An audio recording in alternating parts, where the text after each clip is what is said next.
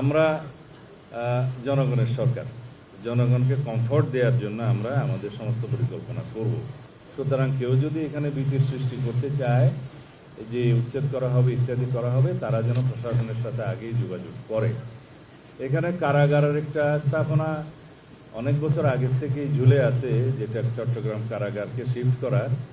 সেইটা একটা খাস ল্যান্ডের মধ্যে বায়েজিদ লিংকের আশেপাশে, যেখানে এখনও আবাস নাই, বসতি নাই, সেই জায়গাটা চিহ্নিত করে সেটা মোটামুটি ডিমার্কেটেড করা হয়েছে। জেলা প্রশাসন সেটা ব্যবস্থা নেবে বুঝিয়ে দেওয়ার জন্য। এটা প্রশাসনিক অনুমোদন অনেক আগেই দেওয়া হয়েছে। আপাতত এইটুকু আমরা আপনাদের সবার সহযোগিতা চাই। এই আলীনগর, জঙ্গল সলিমপুর এই জায়গাটা আর কোনো বিচ্ছিন্ন সন্ত্রাসীদের এলাকা থাকবে না, অভয়ারণ্য থাকবে না।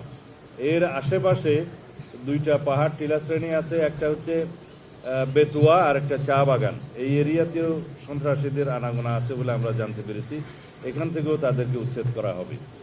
তবে সাঁড়াশি এবং যৌথ অভিযানের মাধ্যমে, পরিকল্পিত অভিযানের মাধ্যমে সারা দেশব্যাপী মাদক, সন্ত্রাস, জুয়া এবং চাঁদাবাজি এই চারটাকে আমরা অ্যাড্রেস করব অত্যন্ত গুরুত্ব সহকারে।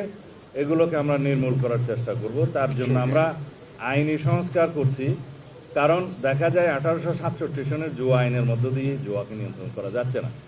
এখন জুয়া, অনলাইন জুয়া, অফলাইন জুয়া, বিভিন্ন রকমের মডারেট জুয়া এবং বেটিং এগুলো চালু হচ্ছে। এগুলো চালু হয়েছে অনেক বছর আগে থেকে। এগুলোকে আমরা কখনোই আইনিভাবে অ্যাড্রেস করতে পারছি না, বিকজ আইনটাই নাই, আইনটাই দুর্বল। সেই আইনটা আমরা আগামী সেশনে পার্লামেন্টে নিয়ে আসার চেষ্টা করব।